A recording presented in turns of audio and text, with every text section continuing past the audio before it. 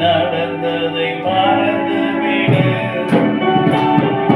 கர்த்தர் புதியன செய்திடுவார் என்றே நீ காண்பாய். கர்த்தர் புதியன செய்திடுவார் என்றே நீ காண்பாய். என்றே நீ காண்பாய். கலங்கிடவே வேண்டாம், நீ கலங்கிடவே வேண்டாம். கலங்கிடவே வேண்டாம், நீ கலங்கிடவே வேண்டாம். இயேசு கைவிட மாட்டார். இயேசு கைவிட மாட்டார். ஒருங்குண்ட இதயம் ஏற்றுகிறார். உறைந்த உள்ளம் தாங்குகிறார். காயங்கள் அனைத்தையும் காட்டுகிறார். கண்ணீர் துடைக்கின்றார். காயங்களை கட்டுகிறது. காயங்கள் அனைத்தையும் காட்டுகிறார். நம் கண்ணீர் துடைக்கின்றார். கலங்கிடவே வேண்டாம், நீ கலங்கிடவே வேண்டாம். கலங்கிடவே வேண்டாம்.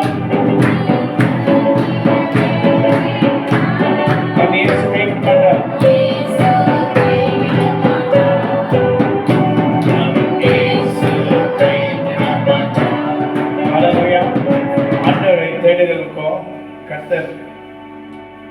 கர்த்தரை முழுமையாக தங்களுடைய ஆண்டவராய் கொண்டிருக்கிற ஜனங்களுக்கும் கர்த்தர் செய்த நன்மைகள் எல்லாம் ஏராளமாய் இருக்கிறது. இன்று உலகத்தில் நடக்கிற எல்லா காரியங்களையும் நாம் நோக்கி பார்க்கும்போது எவைகள் நிலைத்திருக்கும், எவைகள் நிலைத்திருக்காது என்று நம்மளால ஒன்றுமே சொல்ல முடியாது. அந்த நாட்களில் கர்த்தருடைய வார்த்தை தான் நாம் நம்ப வேண்டும். கர்த்தருடைய வார்த்தையின் வல்லமை, கர்த்தர் நம்ம கிட்ட என்ன பேசுறாரு, இன்னைக்கு நிர்விசாரமாய் நாம் இருப்போமானால், கர்த்தரை தேடாமல் இருப்போமானால் அதில் என்ன பிரயோஜனம்? ஆண்டவர் நம்ம எப்படியெல்லாம் காப்பாற்றினார். சங்கீதம் 31ஆம் அதிகாரத்தில் 10ஆம் வசனத்தில், உமக்கு பயந்தவர்களுக்கும் மனுபத்திற்கு முன்பாக உம்மை நம்புகிறவர்களுக்கும் நீ உண்டு பண்ணி வைத்திருக்க உங்களுடைய நன்மை எவ்வளவு பெரிதா இருக்கும். யாருக்கு நன்மை கற்று வச்சிருக்கிறாராம்? உமக்கு பயந்தவர்களுக்கும். பயம் என்றால் என்ன? கர்த்தருக்கு பயப்படணும். கர்த்தருக்கு பயப்படுறதுனா என்ன? தீமையை விட்டு விலகிறதே கர்த்தருக்கு பயப்படுற பயம். தீமைனா என்ன? பொய் ஆலோசனை, பொய் பேசுகிறது, எதுக்கெடுத்தாலும் மற்றவங்களை குற்றப்படுத்துகிறது, நம்பிக்கை துரோகம் பண்ணுகிறது. அநேக காரியங்களை நாம் செய்யும் போது நாம் கர்த்தருக்கு பயப்படுறவங்களா இருக்கிறது இல்லை. கர்த்தருக்கு பயப்படுற மனுஷன் என்ன பண்ணுவோம்னா, எல்லாவற்றிலும் உண்மையா இருந்து கர்த்தரை தேடி கர்த்தரை தன் பலனாய் கொண்டு ஆண்டுடைய வேதத்துக்கு ஏற்றபடி நடந்து ஓய்வு நாளை ஆசாதித்து, இதுல நிறைய பேருக்கு இன்னைக்கு இருக்கிற காலங்களில் இருக்கிறவர்களுக்கு என்ன அதெல்லாம் ஒண்ணு இல்லை அப்படின்னு சொல்ற ஒரு நாட்கள் வந்திருக்கிறது. நாங்க சின்ன வயசுல இருக்கும் போதெல்லாம் எங்க அப்பா அம்மா ஓய்வு நாளை குறித்து ரொம்ப ஸ்ட்ரிக்டா என்கிட்ட சொல்லியிருக்காங்க. ரொம்ப ஸ்ட்ரிக்ட். ஆனா அந்த பயம் இன்னும் கூட இருக்கு எங்களுக்குள்ள. சின்ன வயசுல கொடுத்த அந்த பாடம் எங்களுக்குள்ள இன்னும் பயம் இருக்கு. இன்னைக்கு இருக்கிற ஜனங்களுக்கு கிருபையின் காலத்தில் இருக்கிறதுனால ரொம்ப சீக்கிரம் அடி கிடைக்கிறது இல்லை. ஆனா கிடைக்கும். துணிகரமாக பாவங்களை செய்து கர்த்தருக்கு பயப்படுற பயனா என்னன்னு தெரியும். ஓய்வு நாள அசக பண்றது, ஓய்வு நாளுக்கு வேலைக்கு போறது. தேவ பிள்ளைகளே, நல்லா யோசித்து பாருங்க. நம்ம கை கால் இருந்தால் தான் நம்ம வேலை செய்ய முடியும். நீங்க உங்க வேலையை நம்பலாம். நான் கவர்மெண்ட் ஜாப் செய்யறேன், நான் இந்த ஜாப் செய்யறேன். உங்க கையை நம்பலாம், உங்க காலை நம்பலாம். அந்த கை கால் இல்லாம இருந்தா என்ன பண்ணுவீங்க நீங்க? அப்போ ஒரு மூலையில ஒட்டிங்கி, அப்ப நீங்க வேற வழி இல்லாம ஆண்டு தேடுவீங்க. அப்ப கத்தியும் பிரயோஜனம் இல்லை, குக்கர்களுக்கும் பிரயோஜனம் இல்லை. நம்ம ஆண்டு சில நேரங்களில் சபையில பேசுறது தீர்க்கசமா கூட இருக்கும், தீர்க்கசமா கூட இருக்கும், தீர்க்கசமா இருக்கும். ஸோ அதனால இதெல்லாம் கேட்டு அப்படின்ட்டு போறாங்க. பார்த்தீங்களா, இன்னைக்கு கர்த்தர் நமக்கு எல்லாத்தையும் கொடுத்துருக்காங்க. அப்ப என்ன பண்ணணும்? ஆண்டரை தேடணும், ஆண்டரை தேடணும். கர்த்தருக்கு பயப்படுறவர்களை குறிச்சு தான் பண்ணுறது. உமக்கு பயந்தவர்களுக்கும் மனுபுத்திற்கு முன்பாக உண்மை நம்புகிறவர்களுக்கும். இல்லைங்க, நான் கர்த்தரை நம்புறேங்க, கர்த்தர் நான் சொல்றேன், வேதத்தை நிலப்பட்டு அதன்படிதான் நான் செய்வேன். நீ உண்டு பண்ணி வைத்திருக்க உங்களுடைய நன்மை எவ்வளவு பெரிதா இருக்கு. யாருக்கு நன்மை பெரிதா? ஒருவேளை நான் அப்படிப்பட்ட சொல்றேன், நன்மை பெரிதா இருக்கு. ஓ அதெல்லாம் அப்படின்றீங்க. யாருக்கு நன்மை பெரிதா இருக்கான்? கர்த்தருக்கு பயந்தவர்களுக்கு. இன்னைக்கு ஒரு ஊழியக்காரர் வராங்கன்னா, ஊழியக்காரருக்கு முன்பாக வேஷம் போடுறீங்க. அவருக்கு பயப்படுற மாதிரி நடிக்கிறீங்களா, பயப்படுறீங்களா தெரியும். ஆனா கர்த்தருக்கு பயப்படுறது இல்லை. மனுஷனுக்கு பயப்படுறீங்க ஒழிய கர்த்தருக்கு பயப்படுறது இல்லை. அவர் தான் சொல்லுவாரா, அப்படி பண்ணுவாரா, அப்படி கர்த்தர் சொல்லுவாரா, கர்த்தர் நமக்கு குறை கண்டுபிடிப்பாரா அப்படின்ட்டு பாக்குறது இல்லை. கர்த்தருக்கு உண்மையா இருந்து பாருங்க. அப்ப கர்த்தர் என்ன சொல்றாரு?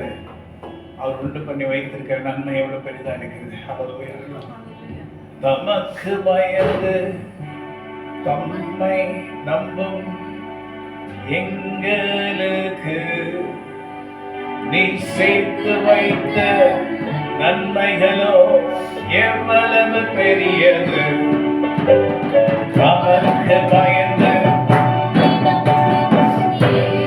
எங்களுக்கு நீ சேர்த்து வைத்த நன்மைகளோ எவ்வளவு பெரியது. தமக்கு பயந்து உம்மை நம்பும் எங்களுக்கு நீ சேர்த்து வைத்த நன்மைகளோ எவ்வளவு பெரியது. ஆச்சரியம் ஆச்சரியமே, நீ அதிசயம் அதிசயமே. ஆச்சரியம் ஆச்சரியமே, இது அதிசயம் அதிசயமே.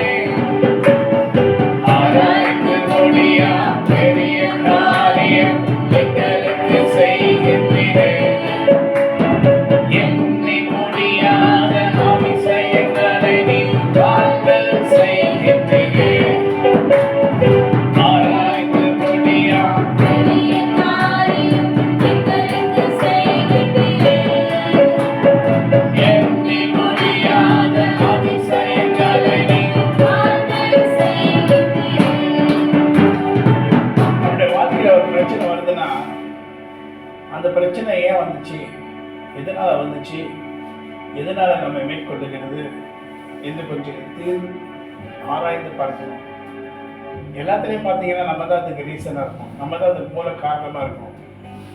நம்ம தான் நாம் செய்த தவறுகளும், நமக்கு இல்லாத பொறுமை இல்லாத குணங்களும், நம்முடைய தன்மை மாறாத குணங்களும், கர்த்தரிடத்துல வந்து கூட சகிப்புத்தன்மை இல்லாதவர்களும், யாராவது ஒன்று சொல்லிட்டாங்கன்னா அதை 100ஆ மாற்றிடுது.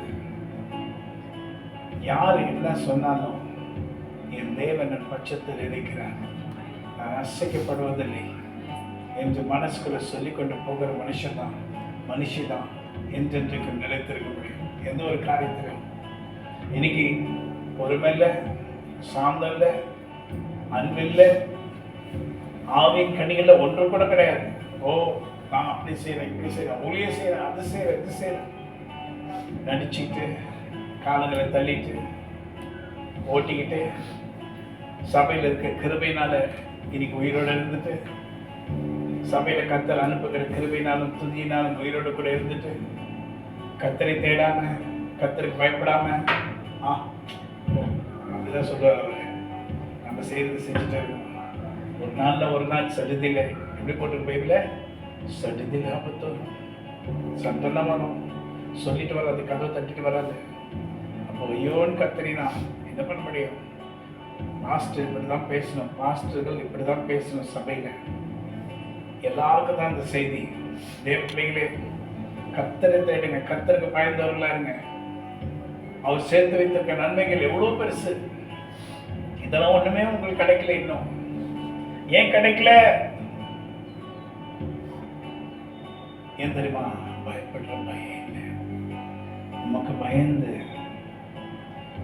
பயந்தவர்கள் மனுபத்திற்கு முன்பாக உண்மையை நம்புகிறவர்கள்.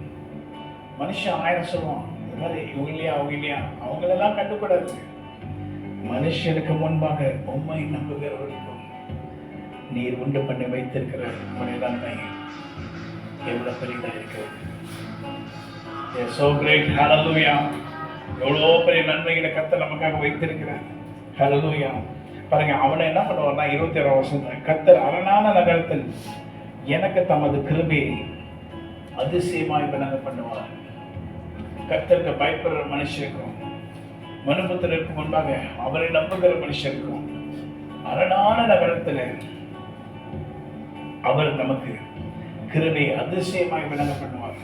அப்புறம் பாருங்க 24ஆம் வசனத்துல, கர்த்தருக்கு காத்திருக்கிறவர்களே நீங்கள் எல்லாரும் திடமனதாயிருங்க, அவர் உங்களை ஸ்திரப்படுத்துவார்.